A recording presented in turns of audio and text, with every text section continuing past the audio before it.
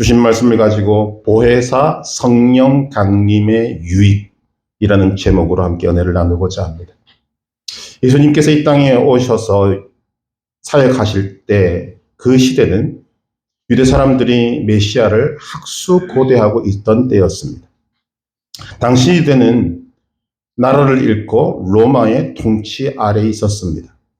나라를 잃은 민족, 얼마나 많은 수모와 모욕과 수치를 당했는가 우리도 경험한 바 있습니다.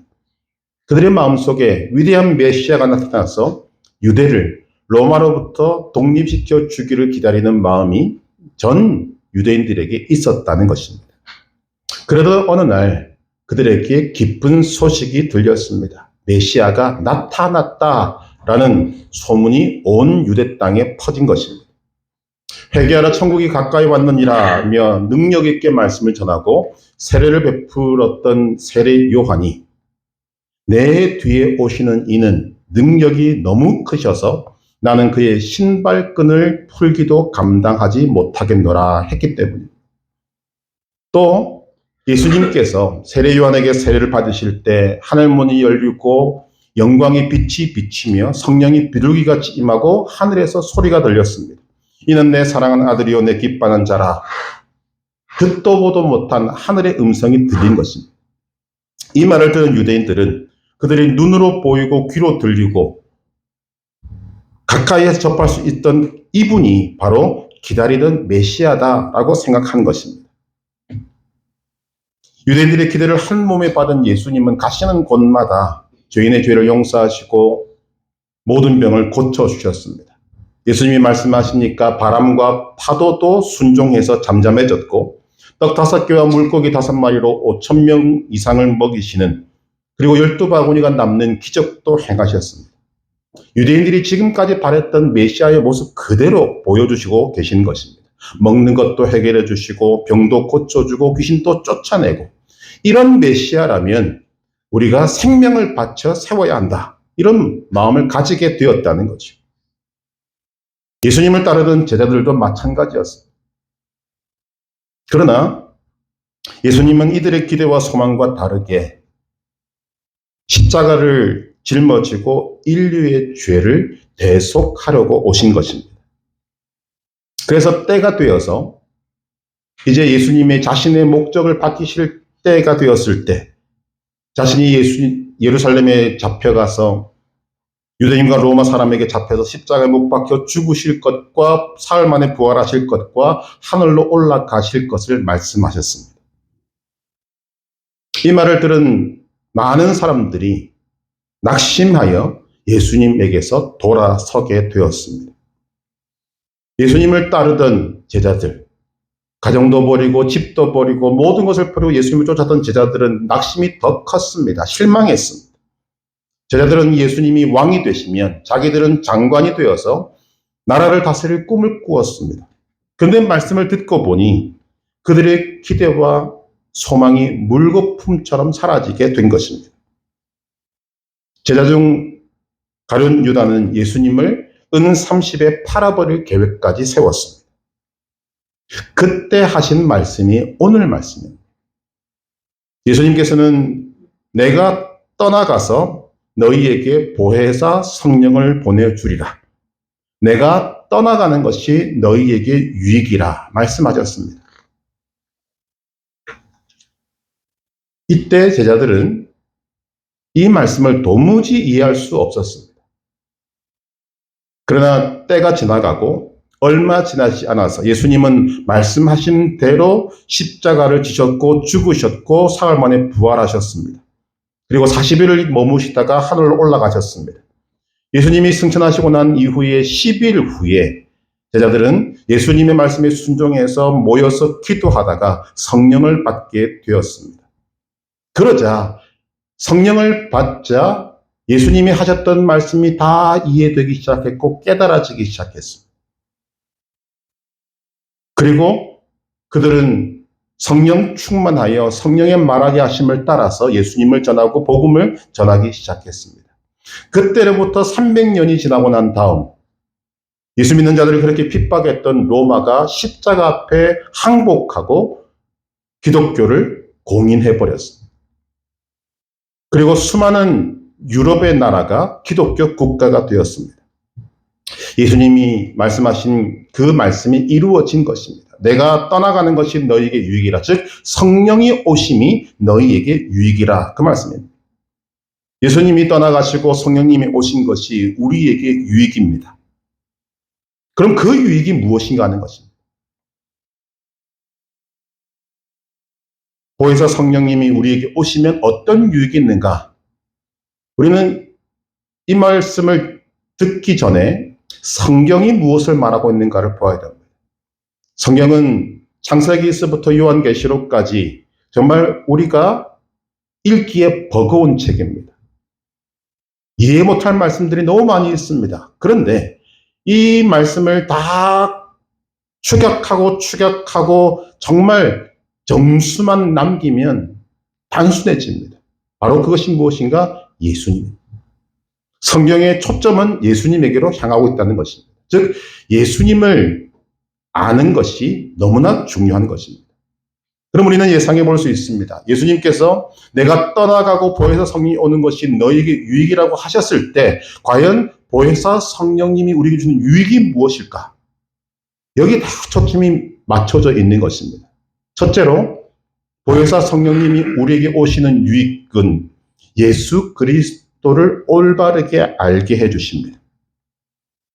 예수님이 이 땅에 계시를 동안의 사람들은 예수님을 정치적 메시아, 경제적 메시아, 혁명가, 로마에서 해방시켜줄 메시아로 알았지만 예수님은 인류 구원을 이룰 메시아로 오신 것입니다.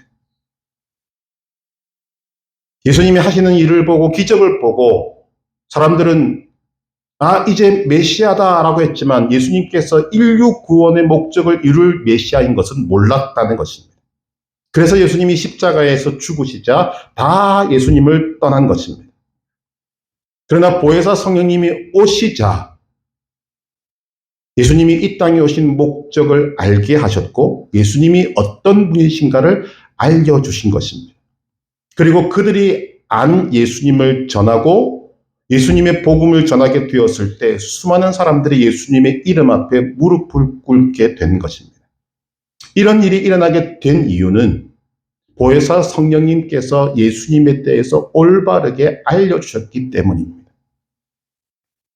인간의 학문과 지성으로는 유대인들이 예수님을 정치적 메시아, 사회적 메시아, 경제적 개혁을 이룰 메시아를 가져오는 분으로 생각했던 그 이상으로 생각할 수 없습니다. 그래서 오늘도 예수님은 학자로서, 도덕가로서, 종교가로서, 심지어는 4대 성인 중 한 명으로 가르치고 배우는 그런 일이 일어나고 있는 것입니다.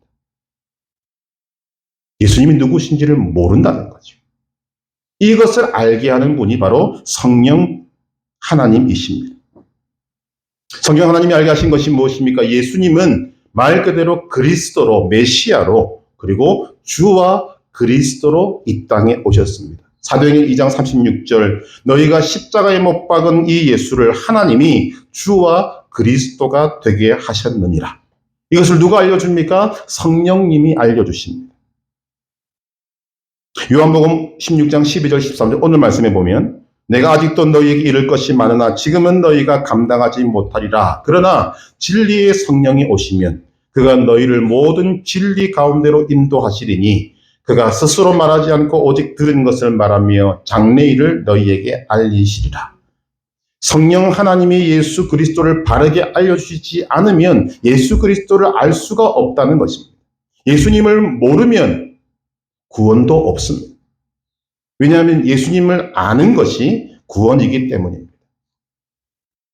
우리가 예수님을 믿고 믿음 생활을 하고 있지만 구원에 대해서 설명해 보라 말하면 참 말하기가 어려운 것 같습니다. 그러나 간단합니다. 구원이란 무엇인가? 예수님이 행하신 모든 것입니다. 그분이 사셨던 삶, 우리를 위한 죽음, 우리를 위한 부활, 우리를 위한 승천, 우리를 위한 재림까지 예수님에 대한 모든 것이 바로 구원인 것입니다. 보혜사 성령님이 바로 그 예수님을 사람들에게 올바르게 알려주시는 것입니다. 성령님을 통해야만 예수님을 제대로 알고 예수님을 믿을 수 있고 예수님이 주와 구주가 되시는 것입니다. 이 중요한 일을 성령 하나님이 하시는 것입니다.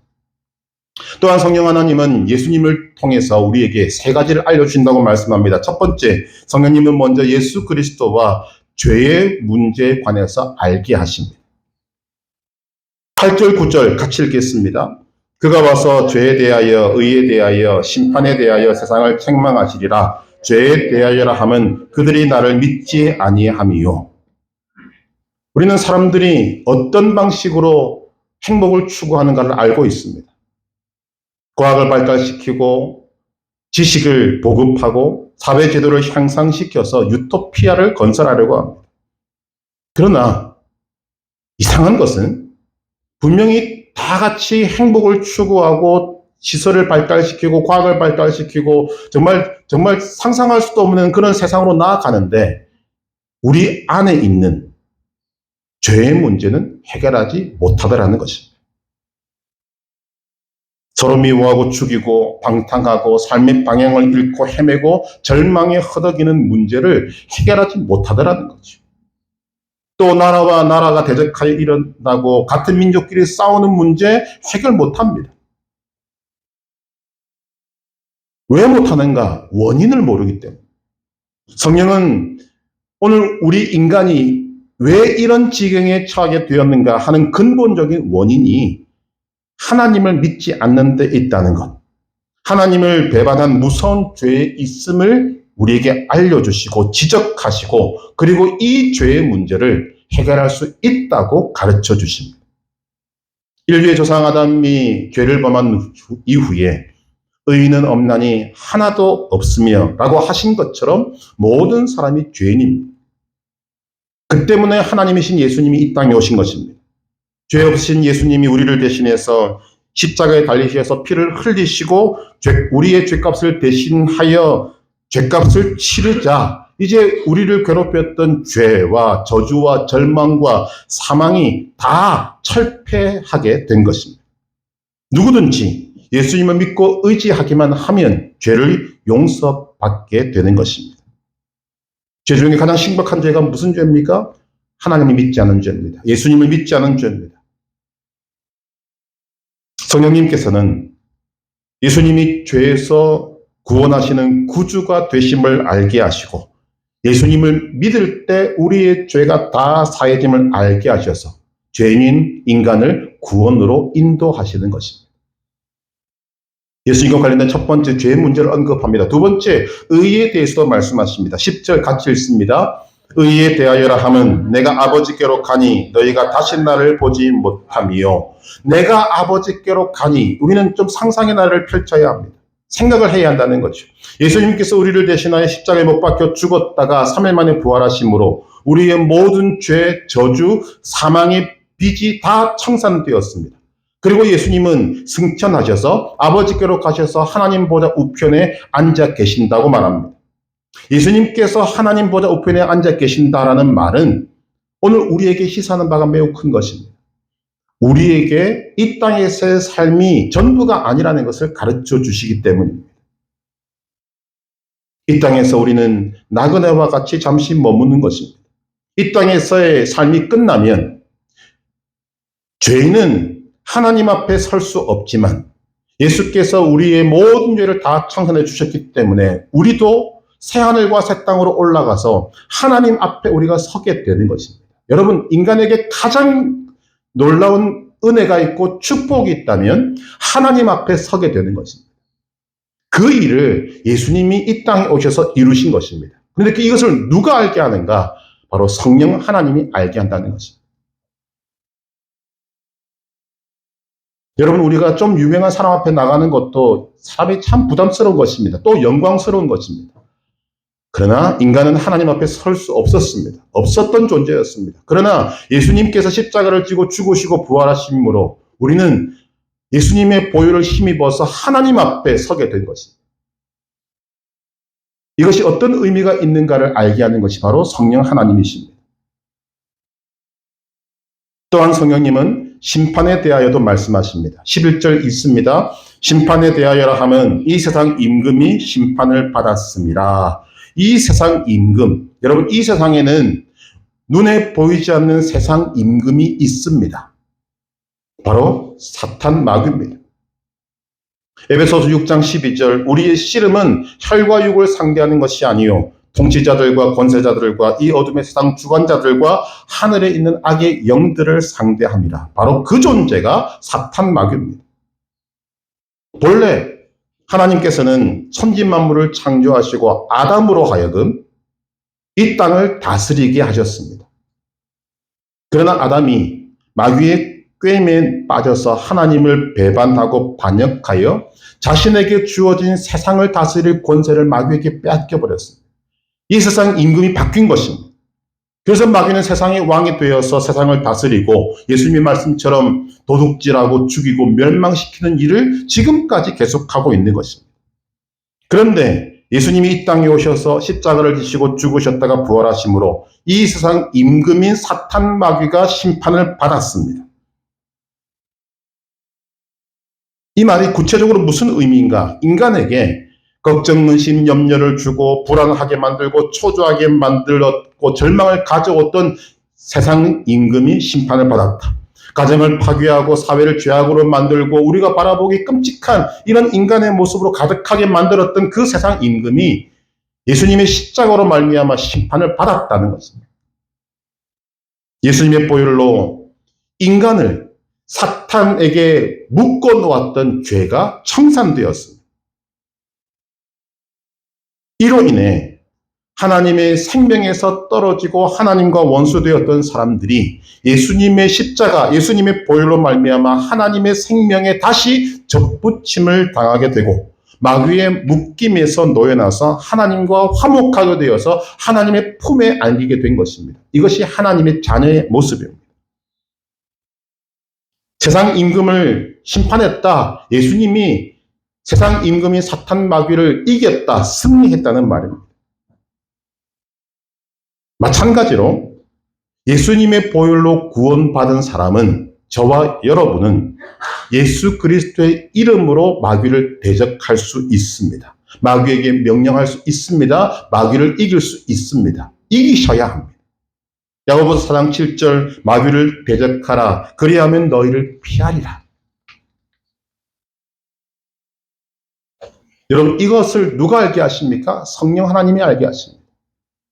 오늘도 많은 사람들이 이 일을 알지 못해서 마귀의 종이 되어 있고 예수님을 믿는다고 하면서도 여전히 걱정, 의심, 염려에 매달려 있고 자신의 힘으로 이미 승리할 수 있는 일임에도 불구하고 마귀에게 속여서 속임을 당해서 여전히 절절매고 어찌할 바 모르는 삶을 사는 그런 모습이 있는 것입니다. 왜? 모르기 때문에.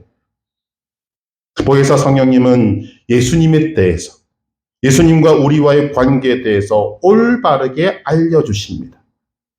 성령님은 우리는 죄인이었으나 우리의 죄가 예수님의 십자가를 통하여서 해결되었음을 알게 하십니다.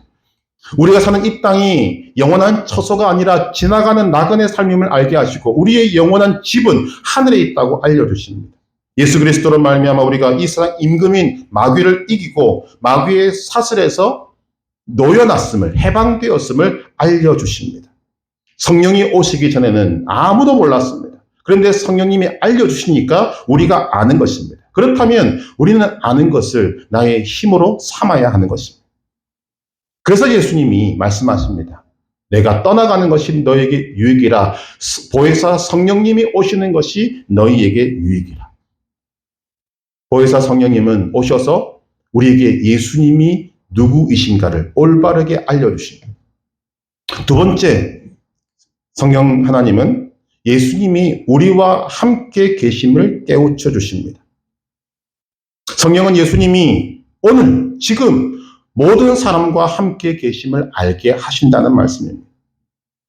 예수님이 육신으로 계실 때에는 예수님과 함께 있고 싶어하는 사람들과 늘 같이 있을 수 없었습니다. 예수님은 한 분이신데 예수님과 가까이 가고 싶은 사람은 너무나 많았습니다. 그래서 예수님은 심지어 배를 타고 호수를 건널 때도 있었고, 사람들이 너무 많아서 동네에 들어갈 수 없었을 때도 있었고, 예수님이 가버나움의 한 집에 있을 때에는 지붕을 뚫는 사람들까지 있었던 것입니다. 예수님은 가는 곳마다 구름 같은 사람을 몰고 다니셨습니다. 그러나 예수님은 한 분이시고, 예수님과 가까이 하고자 하는 사람은 많아서 예수님이 원하는 대로, 사람들이 원하는 대로 함께 할 수 없었습니다. 그러나 예수님께서 부활 승천하시고 떠나가시고 난 다음 오신 보혜사 성령님은 오심으로 말미암아 예수님을 믿는 모든 사람들이 성령님을 통해 예수님과 항상 함께 있게 하신 것입니다. 그래서 우리에게 유익입니다. 옛날에는 예수님께서 육신으로 계셨기 때문에 예수님을 가까이 할 수 있는 사람들이 한정되어 있었지만 이제는 제한이 없게 되었습니다. 예수님을 믿는 모든 사람에게 예수님이 함께 계시게 된 것입니다. 오늘 여러분 가운데 예수님을 믿는데 예수님이 나와 함께 하시지 않는 것 같은 느낌이 있는 분이 계십니까? 그것은 여러분이 예수님을 믿지 않는다는 말이 아니라 예수님을 믿는데 예수님을 지금 여러분 마음 바깥에 세워두고 있기 때문입니다. 여러분의 마음의 집에 문을 열고 예수님을 영접하기는 했는데 여전히 예수님이 문 곁에 서 계신 것입니다.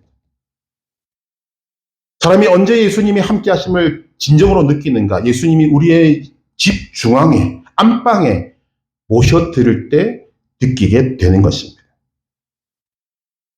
예수님이 떠나가시고 예수님 대신에 보내신 분이 성령님이심을 여러분이 인정하고 믿고 마음을 열고 성령님을 영접하면 성령 하나님은 기뻐하셔서 여러분에게 내가 너와 함께 있다, 예수님이 너와 함께 있다는 것을 여러분들에게 강력하게 알려주실 것입니다. 여러분 성령님을 환영하고 모셔드리고 믿음으로 의지하시기를 바랍니다. 임마누엘이신 하나님이 영원히 함께 하신다는 약속을 지키실 것이고 그것이 여러분들에게 진정으로 느껴지고 알게 될 것입니다. 여러분의 머리에 안수할 때마다 하는 기도 있습니다. 우리 같이 한번 해볼까요? 성령님 초청합니다. 성령님 환영합니다. 성령님 영접합니다. 성령님 의지합니다. 진정으로 우리가 구할 때 주님께서 이 기도를 들으시고 우리와 함께하는 예수님을 만나게 해주실 줄로 믿습니다. 성령 하나님은 예수님이 우리와 함께 계심을 알게 해주십니다. 세 번째로 성령님은 예수님이 언제 어느 곳에나 계심을 알게 해주십니다. 예수님은 이 땅에 계시는 동안 그리 넓은 지역을 다니지 않으셨습니다. 유대 땅 일부를 포함한 팔레스타인 지경이 전부입니다. 예수님은 일부 이방인을 제외하고는 유대인의 예수님밖에 될 수 없었습니다. 또한 육신을 입고 계셨기 때문에 때와 장소의 제약을 받을 수밖에 없었습니다. 그러나 예수님이 떠나가시고 성령님이 오시자 예수님은 어느 곳에 어느 때나 계시게 된 것입니다. 성령의 임재를 상징하는 것이 세 가지가 있습니다. 바람이 있고 비둘기가 있고 불이 있습니다. 그중에 바람을 생각해 보시면 우리는 바람을 볼 수 없습니다. 손으로 잡을 수 없습니다만 바람이 있는 것을 우리는 압니다. 이와 같이 성령도 우리 눈에 보이지 않고 손으로 잡을 수 없지만 우리에게 임재하심을 우리는 알게 됩니다. 그 성령님이 우리에게 유익인 이유는 예수님은 시간과 장소의 제한을 받으셨지만 성령님은 언제 어느 곳에서나 제한을 받고 계실 수 있고 가질 수 있는 것입니다. 아니, 가셔야 합니다. 왜? 하나님은 유대인의 하나님만이 아니시고 유대인들만의 구원자가 아니시고 하나님은 온 세상의 구주이시며 하나님은 온 세상의 하나님이시기 때문입니다. 그래서 하나님은 때와 장소의 제한을 받았던 예수님이 떠나가시고 때와 장소의 제한을 받지 않으신 성령님을 보내주신 것입니다. 그것이 우리에게 유익이 된 거죠. 마태복음 18장 20절 두세 사람이 내 이름으로 모인 곳에는 나도 그들 중에 있느니라. 여러분 이 자리에 주님이 계십니다.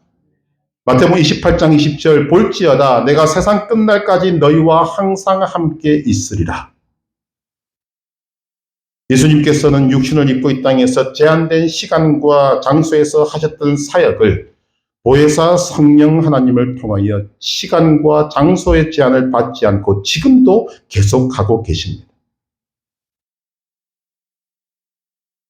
시간과 장소에 구애받지 않은 성령 하나님이 계시기 때문에 지금도 세계 곳곳에서 죄를 용서하시고 병을 고치시고 귀신을 쫓아내시고 기쁨과 평안을 주시는 예수님의 이 사역이 지금도 이루어지고 있는 것입니다. 그래서 보혜사 성령의 강림은 우리에게 유익인 것입니다.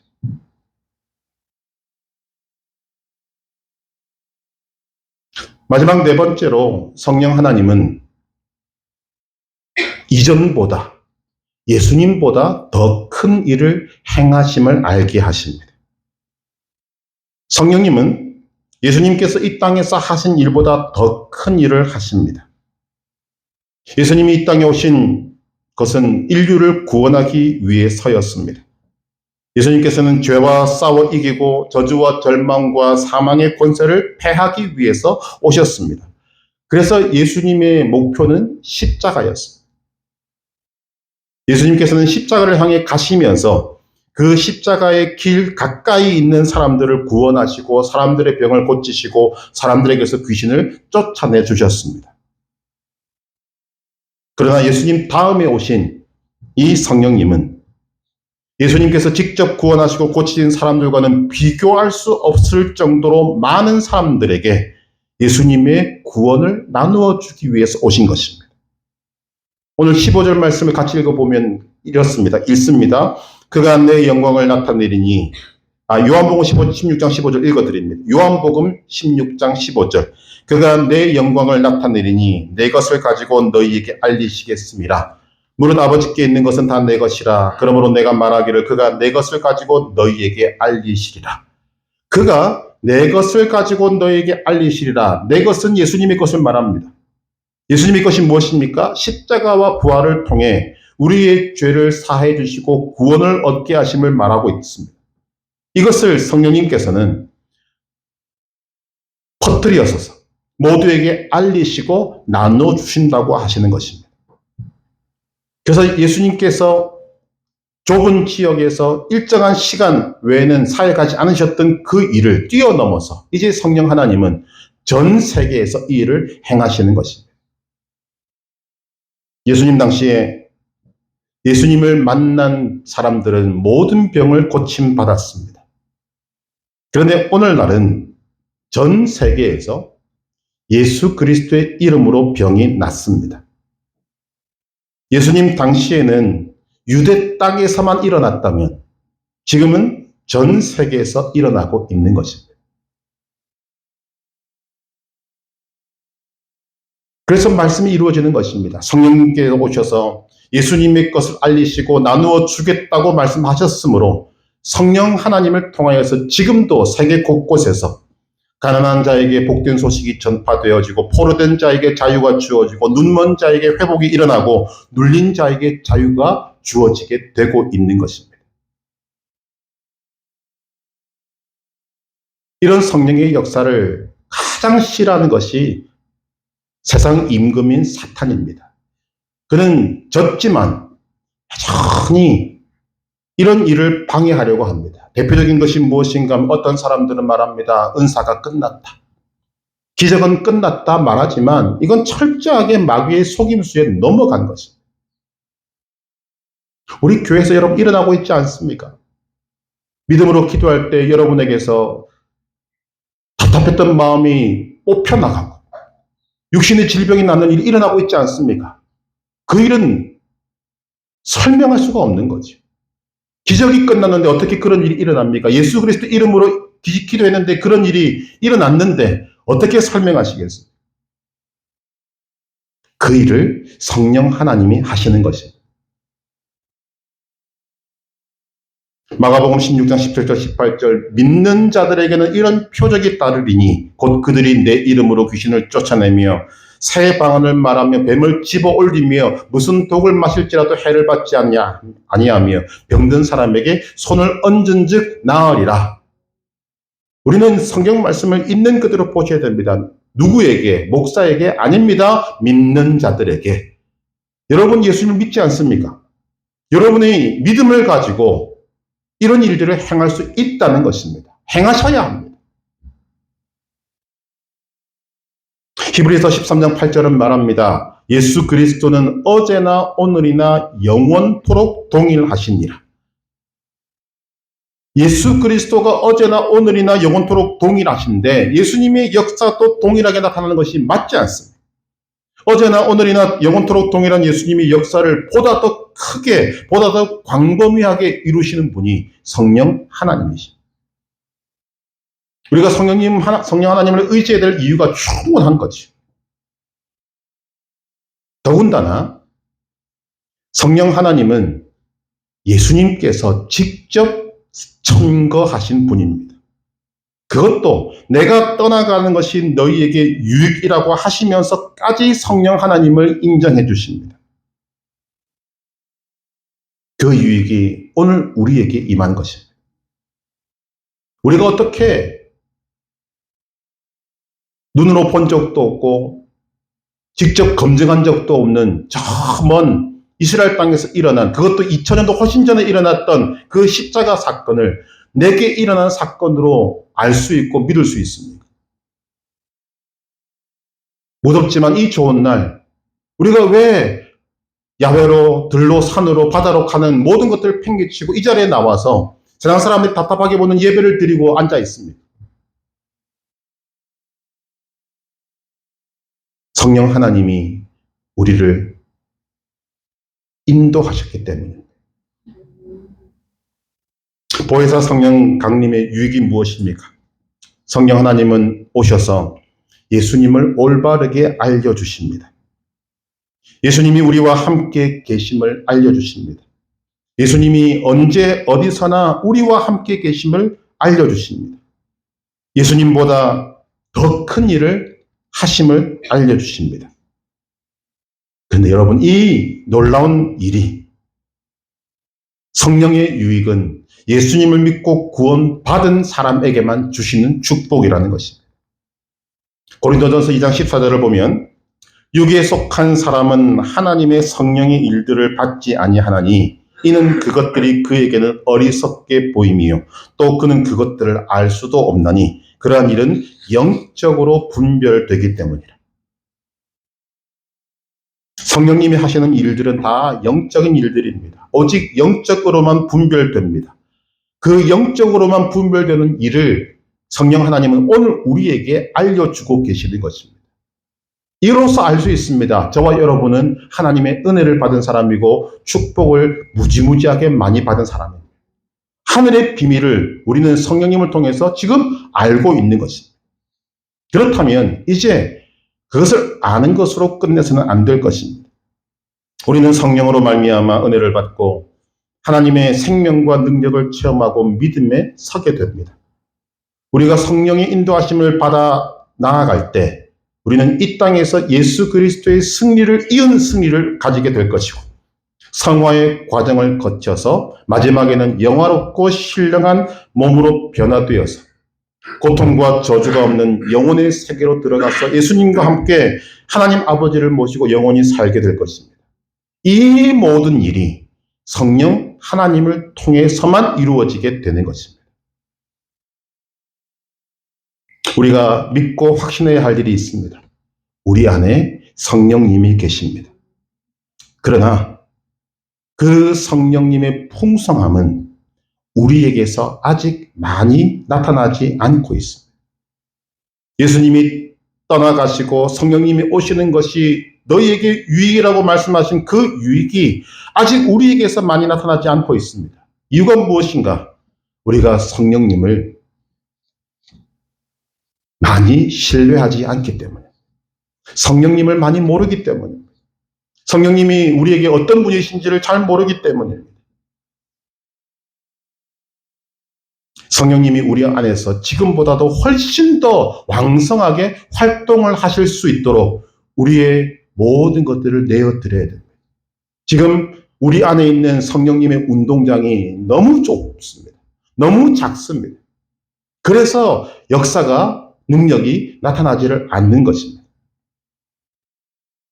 우리의 신령 속에 성령님을 향한 강한 기대와 소망이 있기를 원합니다. 그리고 끊임없이 구하시길 바랍니다. 성령님 초청합니다. 성령님 환영합니다. 성령님 영접합니다. 성령님 의지합니다. 계속 성령님을 생각하고 의지하고 믿음으로 초청하고 환영하고 영접할 때 성령님은 기쁘셔서 우리의 속에서 놀라운 일들을 이루어 나가실 줄로 믿습니다. 그것이 성령 충만입니다. 우리 교회가 성령으로 충만해지기를 저는 간절히 기도하고 있습니다. 그 기도가 저는 이루어질 줄로 믿습니다. 성령 충만하여서 이 성령님이 우리에게 주시는 이 유익, 예수님이 보증하시고 확정지으시고 청거하시는 이 성령님의 유익이 우리에게 임하여서 그 누구보다도 많이 누리는 복된 성도들 되시기를 주님의 이름으로 축복합니다.